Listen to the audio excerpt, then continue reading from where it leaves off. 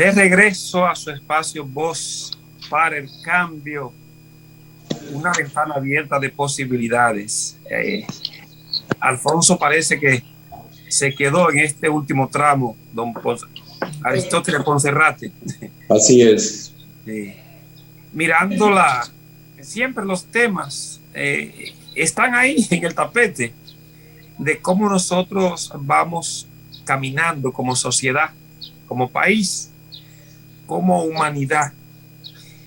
Y uno pensando, usted como maestro, como docente, y sobre todo de ese compromiso social, uno pensaba que ya para un siglo XXI, y más, ya estamos en el 2022, ya nosotros estaríamos más civilizados como humanidad. Pero como que volvemos a una involución, un retroceso de cómo estamos caminando.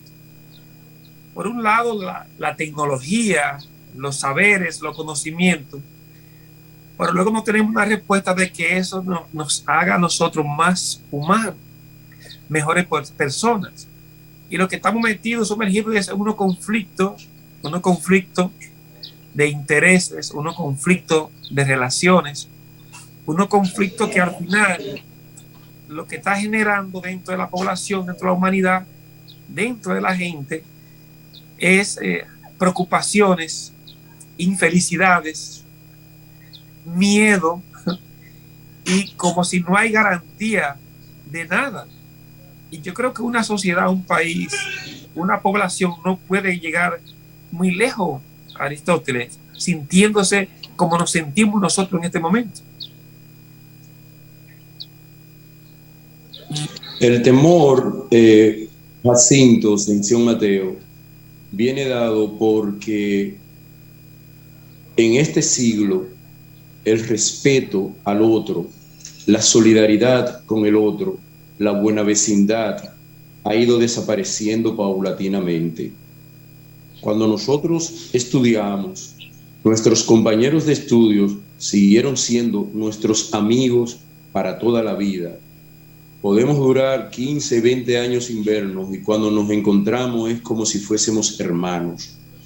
En la actualidad, los jóvenes no respetan a los más adultos que ellos.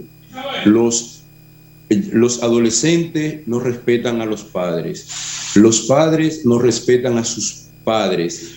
Por tanto, los nietos no respetan a los abuelos. Y los jóvenes quisieran que los más adultos desaparecieran para tener ellos la oportunidad de ocupar los puestos que ocupan los más adultos que ellos. E incluso les insultan y les exigen, ¿por qué no te jubilas para que nos des oportunidad a nosotros de crecer? Ya está bueno, ya no duraste mucho tiempo trabajando. Es decir, lo que hay es una búsqueda continua del yo. El otro no importa si yo no estoy bien. Yo, y si sobra algo, también para mí. Entonces, es una sociedad que se está apartando de lo que es la buena educación, la colaboración, la solidaridad, la empatía. Ya eso no aparece en nuestras calles, en nuestros barrios, en nuestros sectores. Ya todo el mundo celebra la Semana Santa y nadie se pasa una taza de habichuela con dulce al vecino, nadie la comparte, nadie le guarda al vecino para cuando regrese de la playa tenerle ahí en la nevera su respectivo pozuelo de habichuela con dulce. No se da esa situación.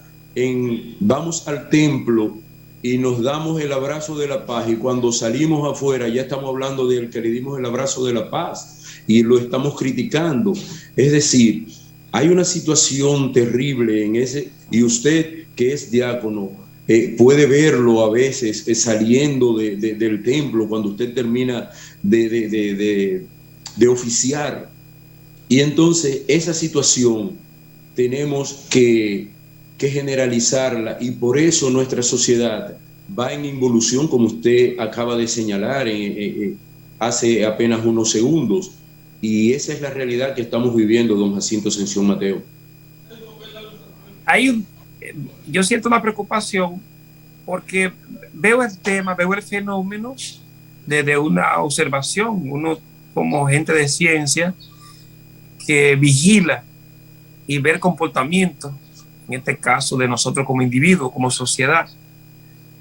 Entonces uno siente que hay vacíos institucionales, hay vacíos hasta en la metodología. Cuando vamos a las universidades, y usted que es un hombre de universidad, no solamente debería de tener solamente contenido. ¿Cuál es el enfoque? ¿Cuál es el enfoque? Que usted aprenda mucha matemática, eso que garantiza.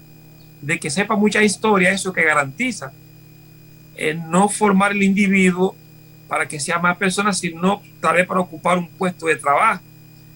Y luego entonces nos convertimos nosotros que en un espacio social de que en una venta de servicios, pero también en esa vorágine, en la búsqueda del empleo, en la búsqueda del puesto, en la búsqueda del salario, de garantizar, de darme cierta garantía económica, pero luego lo otro, trabajar el individuo para que en esa posición a nivel social, desde la utilidad, desde el aporte, desde la vocación, desde la realización, estamos cojeando sobre eso.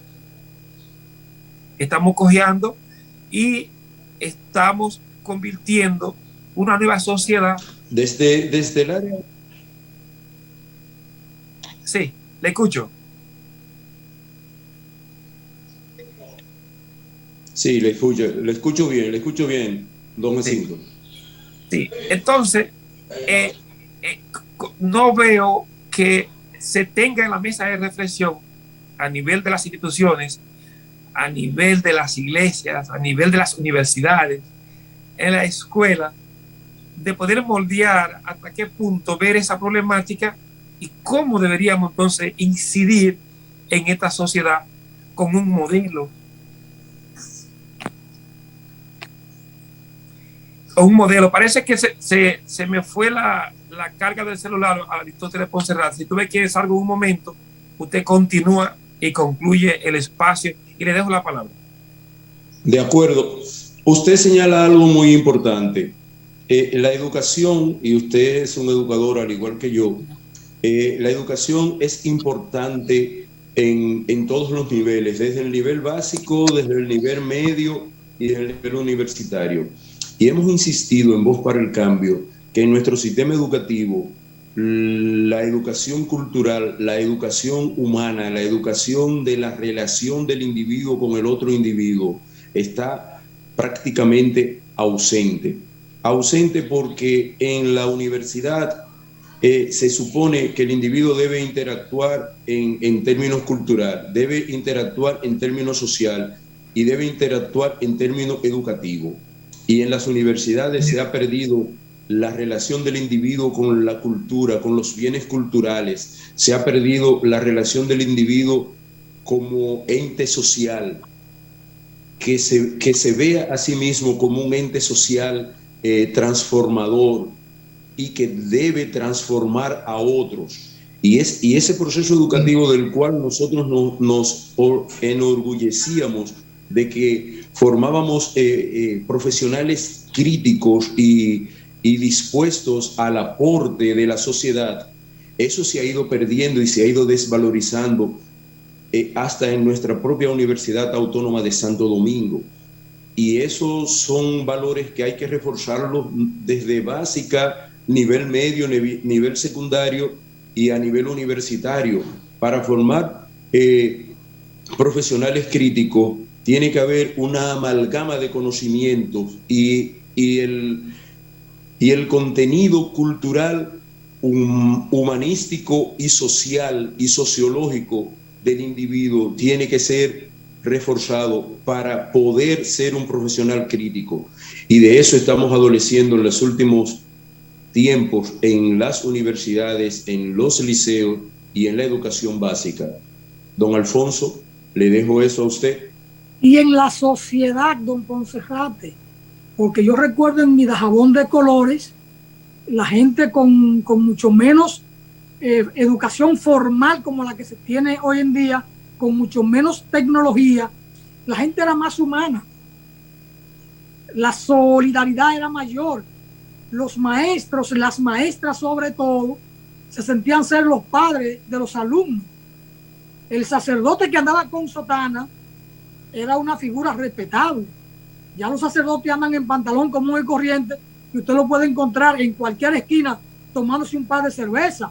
No voy a decir que un Brugal, pero un par de cerveza. Del 78 para acá llegaron unos curas de jabón al colegio Loyola, que mire, yo lo encontraba siempre en una barrita que tenía don Morel, frente al Maribel. Fracasó, ese negocio no prosperó, que no era esa barra el espejo, ese era otro negocio. Que el día pasado usted y otro recordaron mal la cosa. Y ahí yo lo veía. Entonces la cosa ha cambiado mucho. Y hoy las autoridades no piensan en función de la sociedad, no tienen esa mira humanística, sino el tema de la especulación, de la acumulación originaria. Y por supuesto, tanto en la escuela básica, que se ha quitado la moral y cívica, como en la universidad, que se ha debilitado mucho la formación en el área humanística, sigue la escuela de letras y sigue la educación de arte y aquello, pero en el fondo la parte humana, la parte esencial, eso se ha ido a pique. Ya lo que enseñan es para que la gente aprenda determinadas habilidades, tenga un conocimiento para entrar al mercado laboral, al negocio. Y entonces una persona empieza a trabajar y si rápidamente a los 5 meses le ofertan un mejor trabajo en otro sitio, porque hay una mejor remuneración, no tiene sentido de respeto para esa empresa que lo contrató, para esa institución, sino que se le va, porque allí hay un mejor salario. Es decir, hay esa búsqueda y no hay respeto a los otros. Entonces, eso es un problema que está ahí, don Ponserrate. Pero bueno, son las cosas de estos tiempos, Ponserrate. ¿Y cómo va a ser su relación con los otros trabajadores, con los jefes, si no tiene una educación humanística, si no tiene una educación de sus relaciones sociales, si no tiene una educación de sus relaciones culturales, de respeto, de compañerismo, de solidaridad? Va a ser un ente perturbador en esa empresa, a pesar de ser técnico y a pesar de tener una capacitación para ese empleo. Es que la formación del ser humano es una formación universal, no es una formación focalizada. Cuando la formación es focalizada, se tienen demasiadas deficiencias para comunicarse con los demás seres humanos y se crean situaciones disímiles en el trabajo, y eso te puede llevar a una cesación laboral, Alfonso, y el conocimiento que uno tiene de lo que es la relación en su espacio laboral nos lleva a esa conclusión, a una cesación rápida de trabajo. A propósito de que usted usa la palabra o la expresión, la relación laboral, mire, en el país está garantizado legalmente la organización sindical, el ejercicio sindical, el derecho a la sindicalización de los trabajadores. Eso está consagrado en la Constitución y en el propio Código Laboral, Código de Trabajo. Pero todo el mundo sabe en este país, los políticos y los no políticos, los sacerdotes, los pastores, los académicos, los propios trabajadores saben que ese ordenamiento legal está ahí, que el derecho a la sindicalización está en nuestra Carta Magna y en nuestro Código de Trabajo como ley adjetiva que regula las relaciones laborales y el derecho a la sindicalización. Sin embargo, aquí no hay libertad sindical. No hay libertad sindical. Hay de aquellos trabajadores que se le ocurra pretender o iniciar la organización de un sindicato en una empresa, lo cancelan enseguida y no pasa nada. Y no pasa nada. Pues sale la noticia en primera plana, aquí, ¿ah? El 30% de los 1.400 sindicatos del país es de transporte.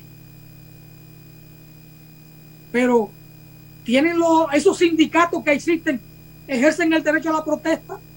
¿Desde cuándo están organizados? a quién responden esos sindicatos, pero contemos las empresas que tienen más de 15 o 20 trabajadores, donde amerita, donde es legal levantar un sindicato, que tienen sindicatos. Vaya a ver si en la Barrigola hay sindicatos, o qué pasó en lo que era Falcon Bricks, que existió en los 70, un gran sindicato, y todavía hasta los 80, su trafado. Nada de eso, Poncerrate. Aquí no hay libertad sindical. Y el presidente de la República, los congresistas, los senadores, los ministros, los académicos, el rector de la universidad o rectora, todo el mundo sabe que no hay libertad sindical. Que los empresarios les rompen la cabeza a quien intente organizar un sindicato en su empresa. Vaya a ver si el sindicato en Claro o Codetel, donde hubo una vez un gran sindicato. Desde el Estado que se ha auspiciado, recuerda los de Citracode con Macorís y Balaguer, reprimieron hasta hacer desaparecer el sindicato. Queda el local, ahí en Villa Juana, un gran local de Citracode, pero un local sin sindicato. Vaya ironía de la vida.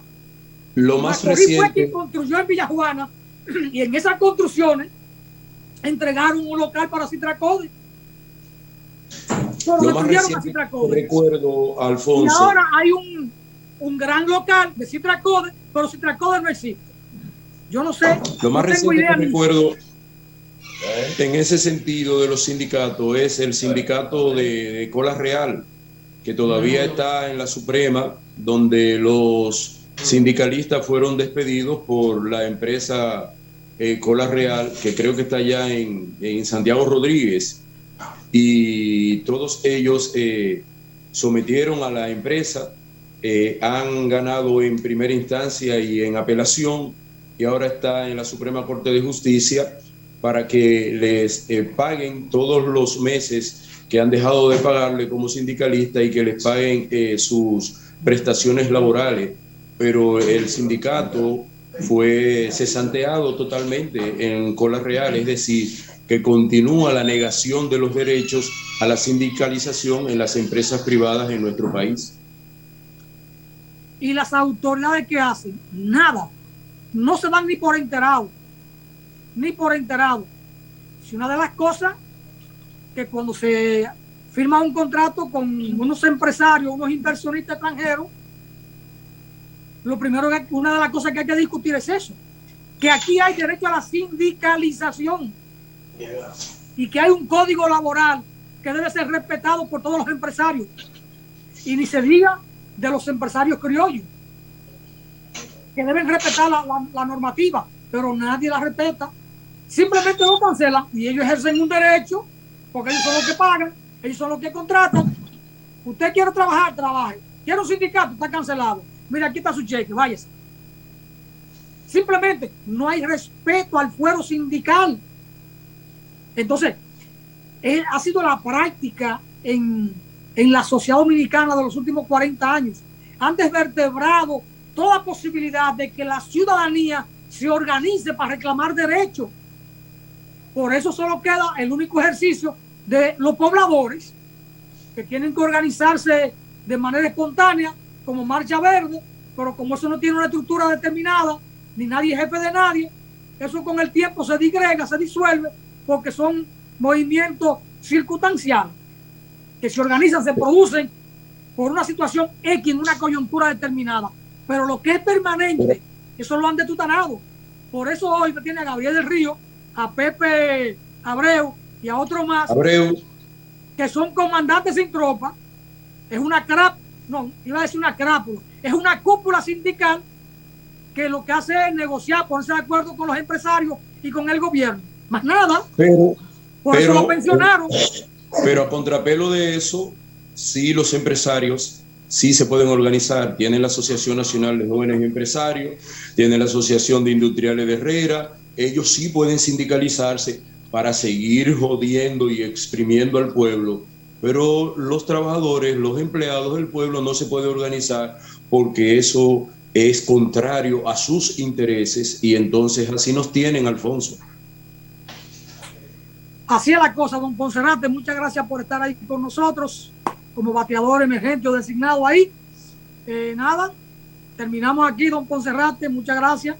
a Freddy Gracias. Ferreira, a don Juan Francisco, a don Jacinto y a los amigos que hemos tenido ahí en línea, saludando siempre al espacio, Ludovino Francisco, Jaime Meléndez, Paula Xiomara, siempre con sus comentarios muy atinados, Carmen Mosquea, señal de que están siguiendo ahí el programa porque hacen puntualizaciones sobre los temas en discusión en vivo y al instante.